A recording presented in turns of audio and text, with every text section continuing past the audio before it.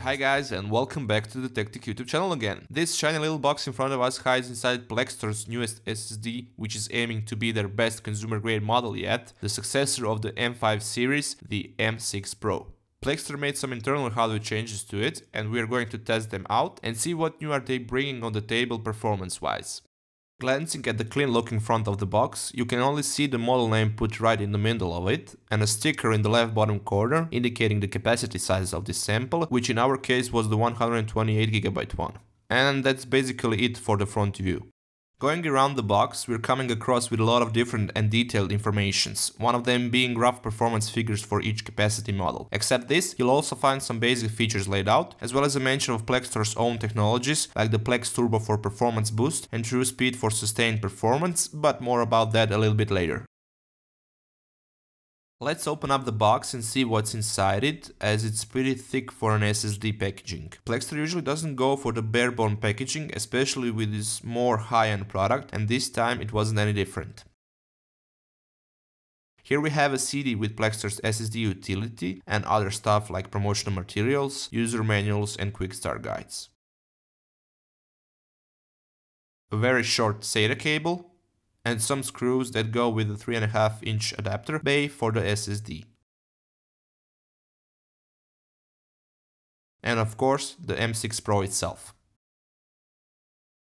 Taking a closer look of the SSD, you can see the big Plextor logo in the top right corner, and all in all, design-wise, it's practically the same thing as the M5 Pro, just different color of brushed aluminum housing. Speaking of housing, underneath it lies the new multi-core Marvel 9187 controller, working with Plextor's custom firmware and combined with Toshiba's new 19nm toggle NAND flash. In there also hides a 256MB of Micron DDR3 cache in this 128GB model, and even more in higher capacity ones, and since we already mentioned it, the Plex Turbo feature incorporates this cache RAM into its story. It passes our data through RAM before it hits the flash, and identifies frequently and rarely used data and applies the best caching patterns to each. The command data is merged into one buffer to accelerate write response speed. This technology also compares the data on the drive to the incoming write, and if it's already on the drive, it will remove the write command to extend the drive's lifespan. In terms of the mentioned lifespan and reliability, Plextor offers 5-year warranty, which is based on, as they say, ultra strict, enterprise grade, zero error testing for 1008 hours or 42 straight days.